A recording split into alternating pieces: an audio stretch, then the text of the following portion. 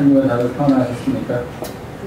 지난주 무슨 일이죠? 뭐 낮에는 온도가 34도, 한여름같이 이렇게 올라가 더운 그런 날도 주중에 있었던 것 같은데 우리가 이제 기쁨으로 같이 만나뵙게 돼서 참 반갑습니다. 근데 아직도 그 메르스라는 이 사회가 갑자기 부딪히게 된 문제가 해결되지 않아서 여러모로 참 마음이 그렇게 편치는 않지만 그래도 늘 우리를 사랑하시는 주님의 은혜에 붙들고 그 은혜에 힘입어 살아가는 우리 사랑하는 영종의 가족들이 되기를 부탁드립니다. 기도하시고 하나님의 말씀 나누겠습니다. 고마우신 주님, 오늘도 주 앞에 나와서 같이 주의 말씀 나눕니다. 주께서 우리를 도우셔서 우리에게 새 힘을 주시고 말씀을 통하여 희망을 얻게 하시고 주를 따라가는 길을 찾도록 인도하여 주시옵소서. 우리는 예수님의 이름으로 기도하옵나이다. 아멘. 저희가 계속 있으면 좀 지루하겠죠? 괜찮죠? 어린 소리 같이 들어도 괜찮아요? 괜찮아요? 그냥 귀 막고 있으세요? 우리 아동 설교는 간단하게 하셨어요. 세상을 창조하신 분이 누구지요? 그러면 세상을 창조하신 하나님께서 우리에게 맡겨주신 책임이 무엇일까요? 그 세상을 잘 망쳐라? 그 세상을 다 잘 엉망으로 만들어라? 아니겠죠. 그 세상을 잘 보존하고 너희들만 사는 것이 아니라 너희들의 자녀도 살고 또 그 자녀도 살아야 될 땅이니까 너희들 때에 살고 다 없어져도 된다 하는 그런 생각하지 말고 잘 지키고 보존하면서 살아라. 그게 하나님의 마음입니다. 그렇죠? 제가 집에서 애써서 레고를 가지고 예쁘게 자동차를 만들어 놨는데 저희 사촌이 좀 어린 사촌이 늦게 결혼을 해서 아이를 낳아서 지금 아직 갓난 아이를 데리고서 제 조카죠. 따지고 보면 육촌 조카이긴 하지만 육촌 조카 맞나요? 오촌 조카지. 오촌 조카, 육촌 조카란 말이 세상에 어디 있습니까? 목사가 무식하면 안 되는데 오촌 조카가 와가지고서 어리니까 멋도 모르고 그걸 망쳐놓고 갔어요. 부러뜨리고 갔어요. 그거는 아무런 그런 설명서도 없는 거예요. 제 머리로 만든 거예요. 그럼 제가 기분이 좋겠습니까? 나쁘겠습니까? 앞만 1살짜리 되고 앞에서야 웃지만 뒤에서는 한 대 주워받고 있어요. 저거 내가 만드느라고 몇 시간을 했었는데 아쉬움만이죠. 하물며 하나님께서 지으신 이 아름다운 동산을 거기서 좀 편안하고 자연하고 잘 대화하면서 살아가고 사람이라는 놈들을 만들어놨더니 이놈들이 지가 잘난 줄 알고 하나님이 만들어놓은 자연 다 망쳐놓고서 내가 왕이다 그러고 있으니 하나님이 보시기에 얼마나 가슴 아플까 하는 걸 생각하는 게 오늘이에요. 그러니까 내가 자연을 어떻게 보호합니까? 아이고 내가 자연을 보호하는 건 뭐 남들처럼 무슨 그린피스라는 그 자연보호단체처럼 고래 잡는 사람 배 앞에 가가지고서 고래를 잡으려면 차라리 나를 작살로 쏴라 이럴 수는 없지만 그래도 우리가 늘 이 자연을 우리가 보존해야 된다는 생각을 갖고 가능하면 주변에서 또 그런 일을 애쓰면 그게 바로 우리가 하나님 지으신 이 아름다운 세계를 보존하는 일에 함께 참여하는 삶이다. 그런 생각 갖고 살아가는 우리 대영성교회 대아동부 대김대위 되기를 부탁드립니다. 앉아 계셔도 되고 나가서 좀 쉬셔도 되고요. 예.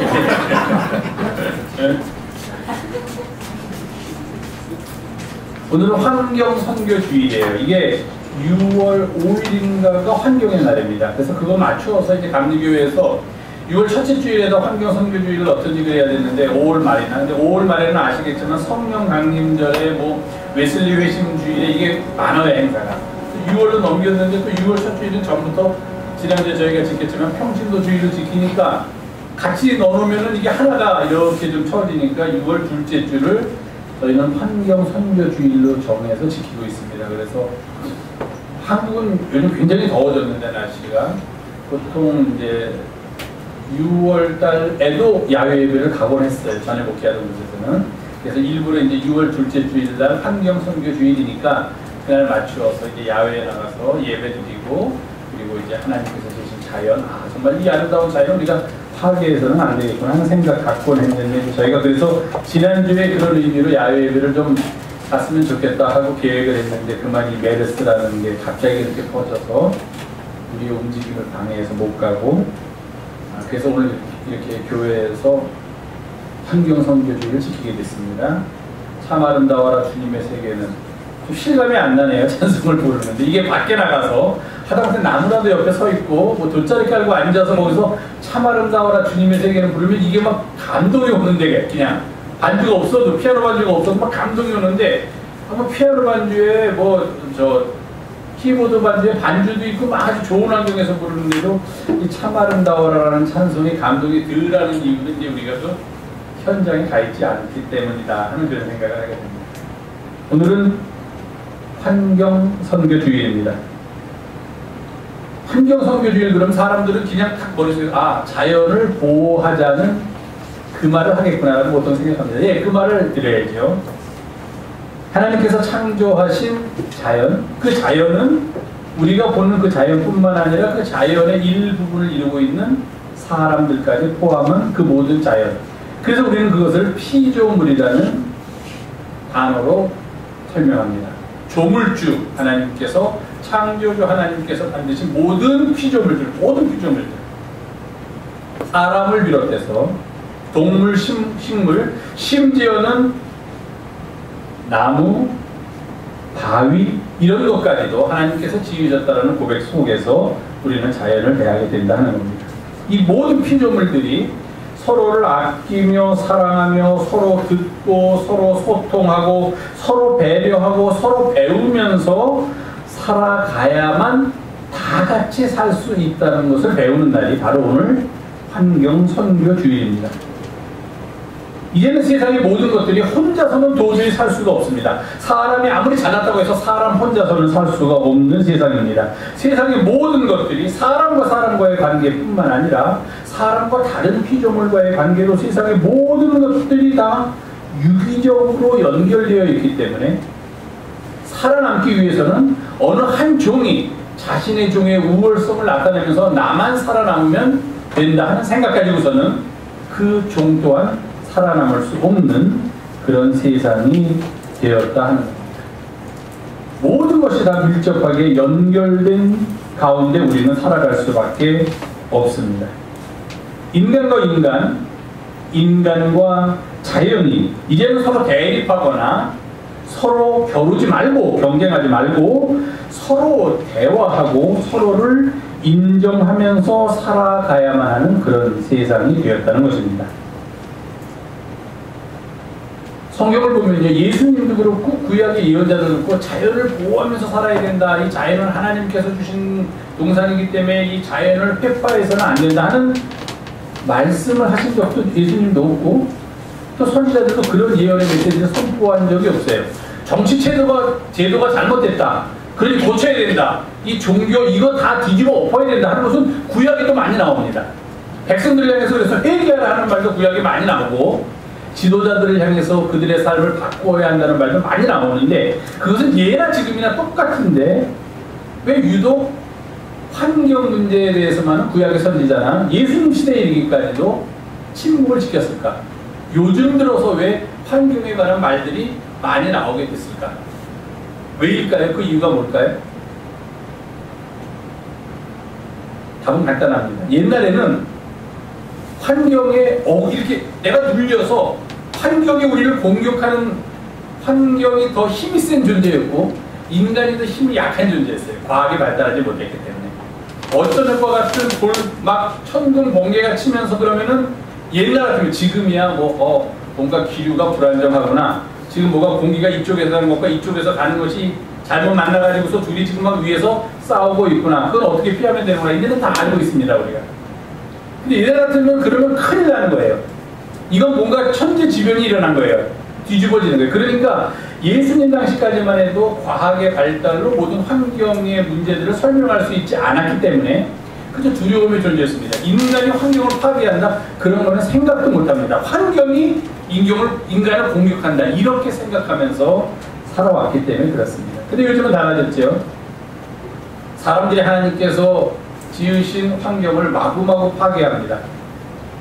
창세기 보면은 땅에 번성하라, 땅에 충만하라 하는 말씀을 가지고 개발론자들, 근대 이후로 세계를 주도했던 개발론자들은 그저 성서적인 근거를 거기서 찾습니다. 하나님이 우리한테 이 땅을 충만하라. 이 땅을 우리로 하여금 정복하라고 하셨으니까 이제 우리가 이 땅을 정복하면서 사는 게 우리의 책임이고 의무다. 그렇게 생각하면서 마구마구 개발과 성장이라는 명목으로 자연을 훼손해 왔다는 것입니다. 지금도 그렇게 하고 있고 얼마 전까지도 우리나라에서 그런 일이 일어났다 하는 겁니다. 자연은 자연 그대로 있어야지만 가장 자연스럽지, 자연을 자연답게 하기 위해서 인간이 힘을 그 속에 넣는 순간 자연은 자연이 아닌 것이 된다는 겁니다. 강이 흐를 때는 좀 이렇게 구불구불하면서 자연의 법칙에 따라서 앞이 막히면 좀 돌아도 가고 강이 좀 굽게도 흐르고 해야 그것이 자연다운 거지. 굽게 강이 흐르니까 우리한테 불편하다고 해서 옆을 다 깎아버리고 거기다가 시멘트를 집어넣어가지고 똑바로 쭉 비슷하게 쌓아놓고 자 봐라 이제 강이 이렇게 똑바로 되었으니 얼마나 편하게 되었느냐 하는 것은 절대로 자연스럽지 않다는 그런 이야기입니다.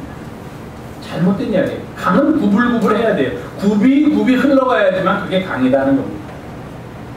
자전거는 다른 데 가서 타도 되는 게 굳이 강 옆에 강을 똑바로 시멘트로 만들어놓고 거기다가 나무를 판을 깔아놓고 거기서 굳이 자전거를 탈 필요는 없다는 겁니다. 물론 그런 환경이면 좋겠지만 굳이 인간이 자연을 훼손하면서까지 내 자전거를 즐길 길을 만드는 것은 얻는 것보다도 실이 잃는 것이 훨씬 더 많은 결과를 초래하기 때문입니다. 더 이상 인간을 위한 무분별한 파괴나 개발은 용납할 수 없는 그런 세상이 되었습니다. 그렇게 하는 것이 인류를 살리는 길이고 인류가 성장하고 발전하는 길이다라고 아무리 외친들 조금만 속을 들여다보면 그것은 오히려 인간을 죽이는 길이 될 수밖에 없고 자연을 죽임으로 인간도 죽고 또 자연도 죽고 하는 그런 최악의 결과만을 나올 뿐이기 때문입니다. 그래서 많은 뜻 있는 사람들은 인간이 자연에 손을 대는 만큼 그만큼 자연은 인간에게 역습을 할 것이다, 역공을 할 것이다 하는 우려를 갖고 있습니다. 지금까지 인간이 자연에 가해온 일들, 성장이라는 미명하에, 경제라는 미명하에, 편리함이라는 미명하에 자연에 가했던 많은 일들이 이제는 부메랑이 되어서 인간에게 돌아와서 그 일 때문에 기후의 변화도 초래되고 그 일 때문에 강도 죽어가고 그 일 때문에 하늘도 죽어가고 그래서 인간마저 죽어가는 그런 일들이 우리 주변에서 벌어지게 되었다는 것입니다. 요즘은 메르스라는 그 참 바이러스 때문에 우리나라가 참 고통을 당하고 있습니다. 의사들이 아무리 나와서 요즘 말하는 SNS나 또는 TV나 여러 가지 방법을 통하여서 이거 그렇게 크게 염려할 것은 아닙니다. 독감의 일종이니까 독감이 돈다 생각하시고 옛날에 독감 돌 때 했던 것 같이 잘 먹고 잘 자고 깨끗하게 하면은 피할 수 있습니다라고 아무리 얘기해도 이미 우리 마음에 자리 잡은 염려와 공포가 그것 때문에 그렇구나 아무것도 아니구나 그래 다시 아무렇지도 않게 살아가자라고 바뀌지는 않는다 하는 겁니다. 이미 우리 속을 사로잡은 우리의 머릿속을 사로잡고 우리의 삶 깊이 들어온 그 바이러스에 대한 공포는 쉽게 사그러들지를 않는 그런 상황이 있습니다. 뉴스의 첫머리에는 메르스 확진 환자가 몇 명으로 늘었다, 사망자가 몇 명이 되었다 하는 것으로 하루의 뉴스가 시작됩니다.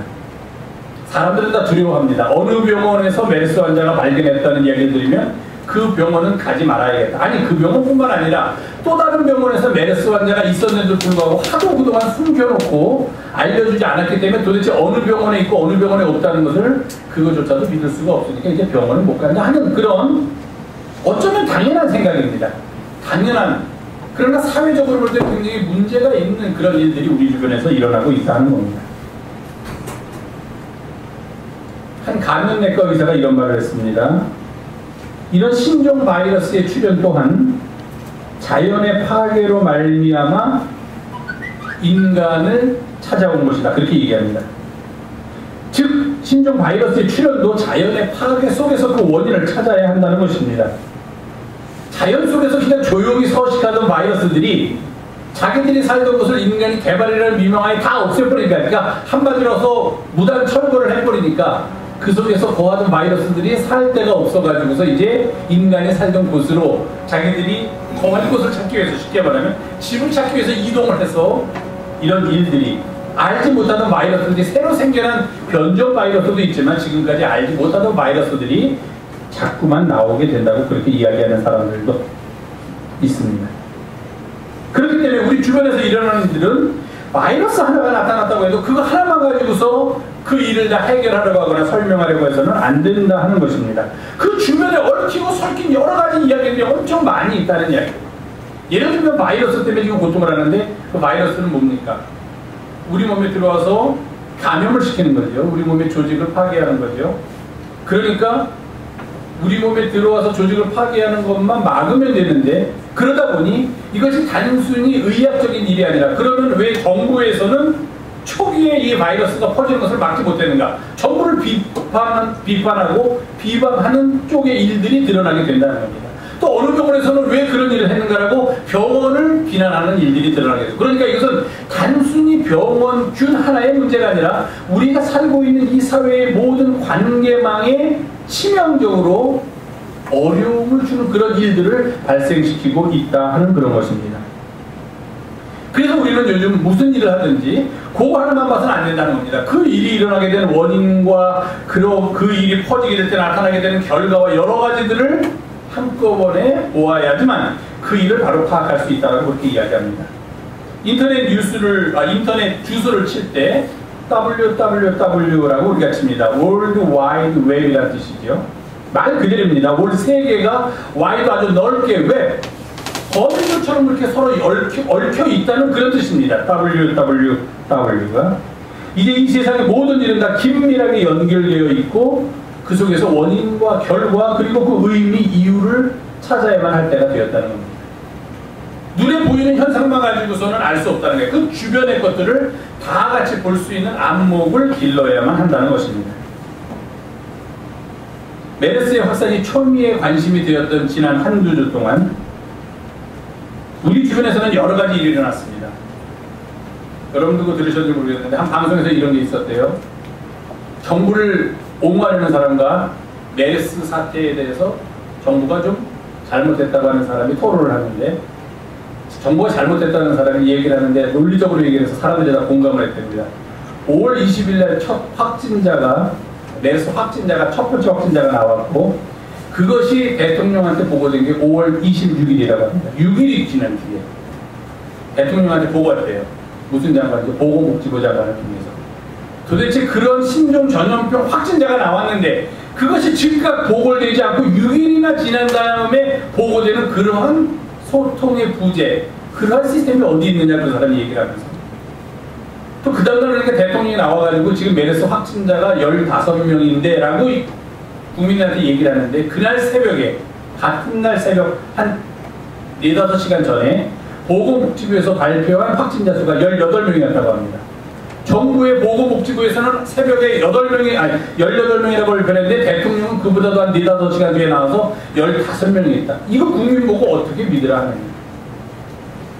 또 대통령이 6월 3일인가 이제 더 이상 숨기지 말고 공개해라 그래서 지금 총리를 대행하고 있는 사람이 나와서 공개하겠다. 대통령이 공개하라고 하시니까 이제는 공개해서 같이 대처하겠다 그랬는데, 그러고 난 다음날 서울시장이 나와서 모 큰 병원에 그런 환자가 있었다고 얘기를 했더니 서울시장으로 지금 있는 사람이 대권에 욕심이 있어가지고서 사태를 그르친다고 막 빗발치는 그런 비난이 있었습니다. 근데 이게 토론에 나온 사람이 뭐라고 하냐면, 대통령이 3일날 국민한테 다 공개하라고 그래서 지자체 장인 서울시장이 4일날 공개했는데 뭘 잘못했느냐. 대통령이 공개하라고 그래서 지자체장이 그 뒤에 공개했는데 그 사람을 잘못했다고 비난하는 사람들 도대체 어느 나라 사람이냐 그래서 그 사람이 이렇게 얘기를 해서 아주 요즘 SNS에서 인구에 회자되는 말이 있습니다. 이게 전부냐? 이게 나냐? 그러더라고요 그 사람이. 이게 전부입니까? 그래요. 진짜로 대하는 얘기를 하면서. 이게 뭡니까 하는 건 제가 더 이상 얘기하지 않고, 그럼 이게 나합니까? 그러더라고요 그 사람이. 메르스라는 하나의, 정말 제가 지난주에도 말씀드렸지만 눈에 보이지 않는 바이러스 때문에 우리 사회 전체가 이렇게 얽히고 설킨 사회가 마구마구 흔들리는 그런 지경에 이르게 되었다는 겁니다. 모든 게 다 연결되어 있다는 겁니다. 요즘 메르스 하나입니다. 만약에 생각해보세요. 메르스 없었다면 지금 뭐가 초유의 관심사가 됐을까?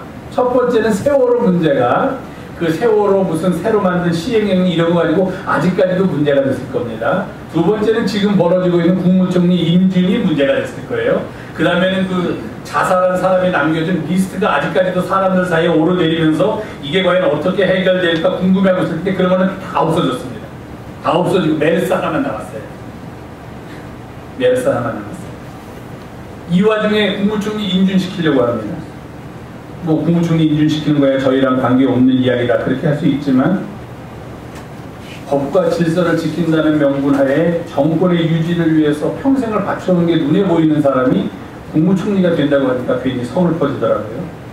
근데 그 사람은 그게 법과 질서라고 그러는데, 그냥 평범한 시민인 제가 보기에는 법과 질서가 아니라 정권의 유지뿐이 안 됐는데, 그것을 위해서 열심히 앞에서 앞장서니까 높은 분이 너도 상 하나 줘야겠다 하는 것 같은데, 아니라고 그러니 또 그건 아닐 수 있겠죠.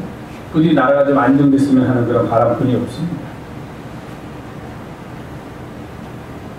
이것뿐인가요?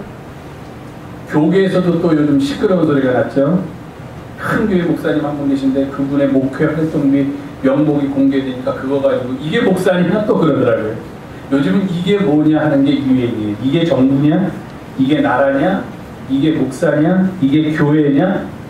아주 유행어가 됐습니다. 이게 뭐냐 하는 게 아주 유행어가 됐습니다. 그 목사님의 목회 활동비가 공개돼가지고 사람들이 인구에 오르락 내리락 합니다. 참 부끄러운 일이에요. 왜 공개됐는지 모르지만 하도 주변에서 공개하라고 난리를 치니까 아마 그 교회에서 그래도 이 정도는 되겠지 하고 공개를 한 모양입니다.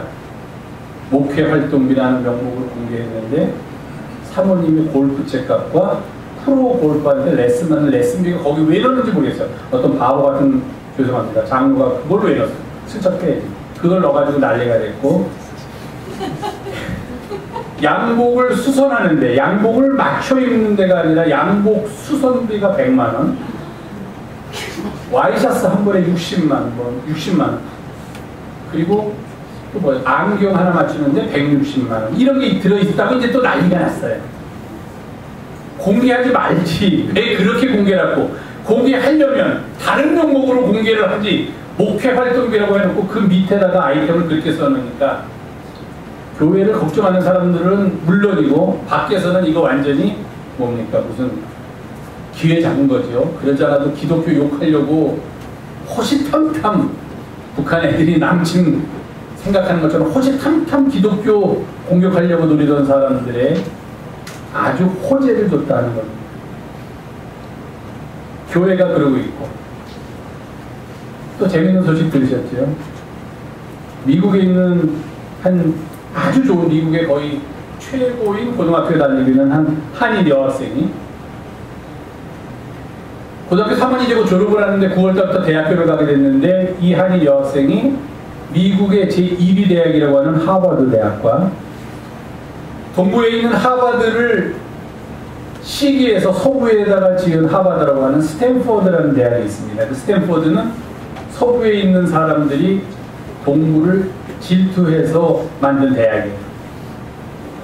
스탠포드라는 대학과 하버드라는 대학에 동시로 합격했다. 근데 뭐 그거는 있을 수 있어요. 미국도 공부 잘하는 애들 보면은요, 뭐 하버드, 예일, 무슨 뭐 콜롬비아 해가지고 아이비에 있는 학교에 서너 개, 4~5개에서 다 합격 통지서를 받는 그런 애들도 있습니다. 왜냐면 워낙 뛰어난 애가 있으면은 지원을 4~5군데 할 수가 있어요. 5~6군데. 그럼 거기서 다 합격을 했다고 보냅니다. 너 우리 학교 와라. 그럼 우리가 너같이 훌륭하고 똑똑한 애는 우리가 장학금 주면서 그러겠다 해서 합격 통지서가 여러 개 오는 경우는 뭐 가끔 있으니까, 뛰어난 애가 있으면. 그건 별 문제가 아닌데, 그 한인 여학생은 합격 통지서가 하버드에서도 오고 스탠포드에서도 왔는데 자기가 그 두 학교와 이야기를 해서 여태까지 그 두 학교에서 존재하지 않던 프로그램을 만들었다는 겁니다. 그게 뭐냐? 스탠포드에서 한 2년 정도 공부를 하고, 그 다음에 또 하버드 가서 한 2년 정도 공부를 하고, 졸업장은 둘 중에 네가 원하는 학교에 졸업장을 주겠다. 그리고 수학을 워낙 잘하는 학생이니까 그 대학의 수학과 교수들이 연락을 해서 너 제발 우리 학교 와서 내 밑에서 같이 공부해라. 난 너 같은 학생을 원한다는 이메일을 받았다. 그런 와중에 페이스북이라는 그 아주 요즘 인터넷에서 가장 큰 인기를 끌고 있는 프로그램을 만든 사람이 지금 파나마에 가 있는데, 그 사람이 전화를 해서 야, 나 너가 뭐 발표한 거 보고서 굉장히 감명을 받았으니 너 나하고 좀 일했으면 어떻겠느냐라고 제의를 받았다 하는 게 미국에 있는 한인신문에 나왔답니다. 발칵 뒤집혔죠. 이거는 미국 사람도 못하는 거예요. 그러니까 그것을 한국에 있는 기자들이 다 받아가지고 한국에서도 쫙 모든 신문에서 페이퍼에도 나오고 인터넷에도 나오고 다 나왔습니다. 그리고 한 일주일 뒤에 그것이 사실이 아니다 그렇게 나왔어요. 사실이 아니다. 사실이 아닌 건 본인이 사실이 아니라고 밝힌 게 아니라 사람들이 그런 일이 있다고 하니까 그와 똑같은 학교에 다니는, 지금 우리말로 고등학교 2학년, 고등학교 1학년, 그리고 우리 아들, 우리 딸이 세계 최고의 머리를 가지고 있다고 생각하는 학부형들이 하버드와 스탠포드에다가 빗발치게 전화를 했습니다. 우리는 아무리 눈을 뒤져봐도 이런 프로그램을 찾을 수가 없는데, 우리 학교에 있던 고3이 지금 그런 프로그램으로 당신네 학교에 갔다는데 무슨 프로그램입니까? 나도 우리 자식 보내려니 좀 그 프로그램 좀 알려주십시오 하고서 빗발치게 두 학교에다 전화를 했더니 그 두 학교에서 우리 학교에는 그런 프로그램 없습니다 이렇게 대답이 나온 거예요. 그러니까 기자들한테 그 얘기가 들으니까 기자들이 그럼 이 학생이 하버드와 스탠포드에 다 합격했다는데 그건 사실입니까? 그랬더니 처음에는 학교에서는 그 개인의 합격 여부를 이야기해주지 않습니다. 왜냐하면 개인의 프라이버시에 관한 일이니까. 절대로 안 해줘요. 이 사람이 합격했다, 불합격했다 안 해줍니다. 근데 이게 개인의 문제가 아니라 학교의 문제, 사회의 문제가 되니까 두 학교에서 다 뭐라고 대답이 왔냐면은 우리는 그 학생에게 합격증을 발급해 준 적이 없습니다. 이렇게 왔어요. 최근에 있었던 일입니다. 아주 며칠 동안에 막 한인 여학생이 이런 천재 소녀 등장하고서 며칠 동안 있다가 며칠 뒤에 갑자기 그것이 잘못된 일이었다 하면서 처음에는 그 아버지가 이건 아니다. 나 변호사 사서 대응하겠다. 우리가 거짓말하지 않았다. 그러다 조금 있다가는 무리를 일으켜서 미안하다. 우리 딸이 좀 아픈데 그 아픔을 우리가 같이 이렇게 감싸주지 못하고 사회적으로 무리를 일으켜서 미안하다. 그렇게 얘기를 했답니다. 뭐 우리는 그 사람을 만나보지 못했으니까 사건의 진위는 알지 못하지만 이런 기사들을 보면서 이런 일련의 사건들을 보면서 우리 사회가 안고 있는 아픔이 얼마나 큰가, 얼마나 깊은가, 그 골이 우리가 손대서 치유하기에는 정말 너무도 상처가 크고 깊구나 하는 것을 느낄 수밖에 없었다는 거예요. 대학교를 진학하려는 학생에서부터 사회로부터 배운 것은 여기서 1등을 해야 돼. 내가 최고라고 사람들한테 알려야 돼. 그러면 내가 좀 거짓말을 하더라도 내가 좀 뭐를 조작하더라도 그런 것은 다 용서 될 수 있어 하는 생각이 그가 아프든 아프지 않든 그의 마음에 자리 잡은 거예요. 주변에서 그를 부추기는 사람들에 의해서 그것이 공론화된 거예요.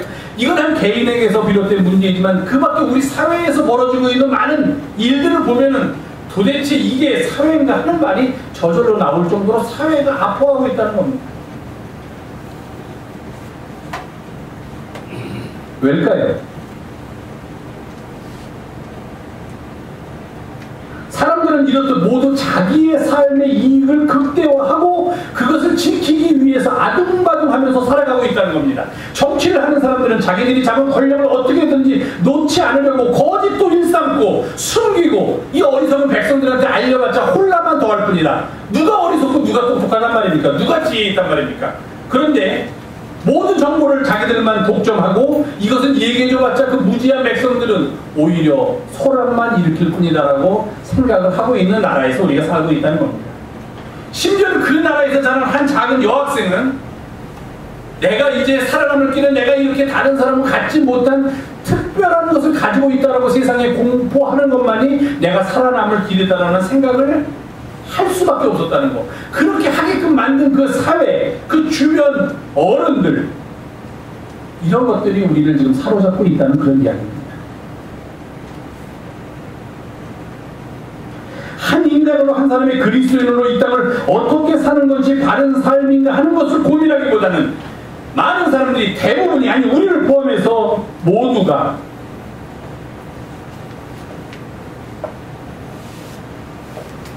우리의 출세나 우리의 위치 상승, 부의 획득, 나에게 모든 주목을 집중시키고자 하는 일에 자신의 목숨을 걸고 살아가고 있다는 것입니다.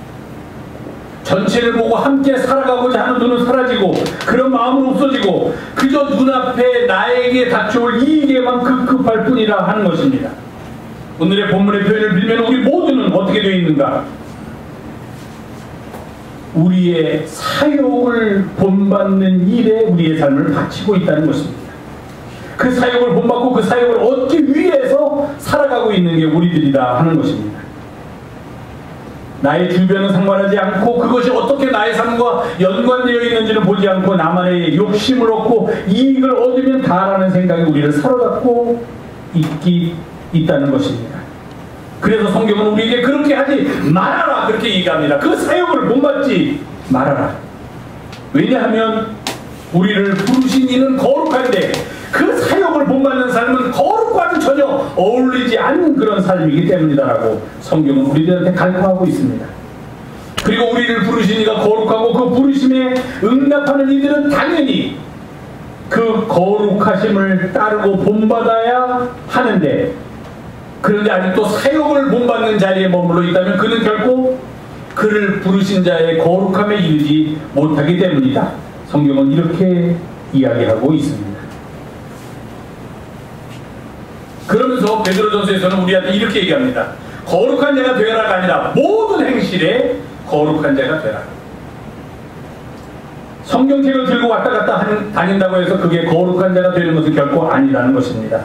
주일에 교회를 들락날락거린다고 그게 거룩한 자가 되는 것은 더더군다나 아니라는 것입니다. 예수님이 어떻게 했습니까? 성전에 들어가서 성전을 뒤엎는 분이 예수님이셨습니다. 당시 종교인들, 당시 정치 지도자들 향하여 이 독사의 자식들하고 목소리를 높였던 분이 예수님인데 그 예수님을 따르는 교회에서 내가 교인입니다 하는 사람들이 전혀 정반대의 일들을 하면서 나는 크리스찬입니다라고 이야기하고 있다면 그것은 아니다는 것입니다.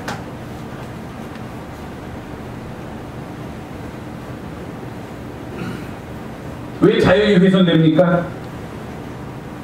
거룩함을 따르는 무리들이 하나님이 지으신 아름다운 자연을 보존하려고 하지 않고 거룩함을 따른다고 주장하는 무리들이 그것을 훼손하는 일에 앞장서게 되었기 때문에 자연의 문제도 우리의 생존을 위협하는 문제로 부각되었다는 것입니다. 외식하는 자들과 같은 그리스도인, 경건의 능력은 상실한 채 경건의 모양만 가지고 살아가는 어리석은 그리스도인들, 바리새인과 같은 그리스도인들, 예수님께서 걸어가신 좁고 험한 길이 아니라 넓고 편안하고 권력을 누리는 길에 머물러 있으려고 하는 그런 사람들, 그러면서 스스로를 그리스도인이라고 하는 사람들에 의해서 이 땅은 지금도 아파할 수밖에 없다는 것입니다.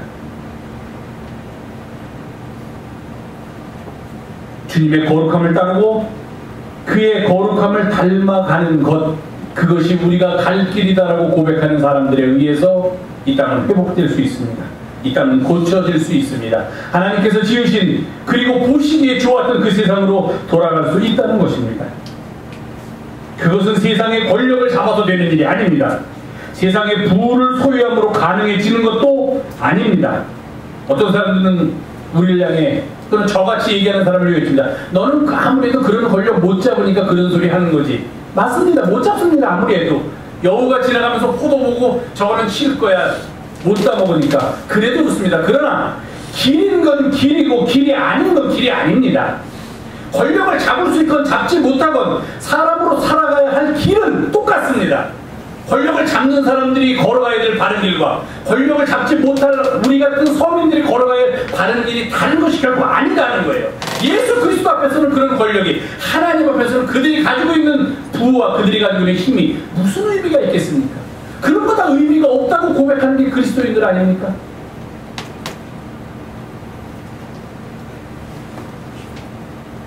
길이 아닌 것은 가지 말아야 한다는 것, 그것이 원칙이지. 무슨 그 길 앞에서 권력을 잡은 자는 가도 되고 권력을 못 잡은 사람 너희는 잡을 수도 없으니까 뭐 그런 거 감히 언감생심이지. 그것은 말이 안 된다는 겁니다. 그래서 베드로전서에서 우리는 다시 한번 이런 교훈을 얻습니다. 진리를 순종함으로 영혼을 깨끗하게 하여 거짓이 없이 형제를 사랑하는 삶을 살아가는 이들이야말로 그들을 부르신 그분의 거룩하심을 따라가는 이들이다. 이렇게 베드로전서는 우리들한테 이야기해주고 있습니다. 사랑하는 교회 여러분, 자연을 바라보면서 환경을 염려해야 하는 일들은 바로 지금 우리가 발 딛고 살아가는 이 사회와 긴밀하게 연결되었다는 것을 잊어서는 안 된다는 겁니다.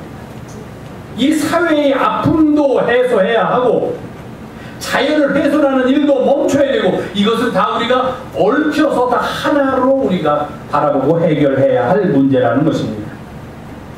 오늘 우리에게 주신 말씀대로 모든 행실에 거룩함을 따르는 삶을 살 때 하나님의 창조 세계도 회복되고 사람이 사는 이 사회도 고쳐지고 그렇게 될 수 있다는 것입니다. 그리고 이 시대는 그런 일들을 위해서 애쓰는 사람을 그리워합니다. 세상 사람들은 권력을 가진 사람들을 바라보면서 어떻게 나도 저런 거 가질 수 없을까 하고 부러워할지 모르지만 우리들 그리스도인들은 그렇지 않다는 것입니다. 어떻게 하면 이 하나님의 세계를 회복시킬 수 있을까? 어떻게 하면 이 사회를 고칠 수 있을까? 함께 더불어 살아가며 살아가는 그런 사회를 만들 수 있을까? 그렇게 고민하면서 거룩함을 따르려고 애쓰는 사람들을 그리워하는 그런 시대입니다. 그 일을 위해 주님께서 우리를 부르십니다. 주님의 거룩한 식탁, 오늘 우리가 함께 참여하게 됩니다. 그 거룩한 식탁에 함께 함으로 그곳에서 주님께서 내어주신 그의 몸과 살을 먹고 마시며 그의 거룩함을 우리 속에 간직하고, 그리고 모든 일에 거룩한 자가 되기 위해서 애쓰는 우리 영성의 가족들이 되기를 주님의 이름으로 부탁을 드립니다. 기도하겠습니다. 고마우신 주님, 오늘도 저희가 함께 모여서 하나님을 예배하며 주의 말씀 나누니 주께서 우리의 마음을 주장하시고 우리를 부르시니가 거룩하시기 때문에 우리 모두 그 거룩함에 참여하게 인도하여 주시옵소서. 그리고 예수님의 이름으로 기도하옵나이다. 아멘.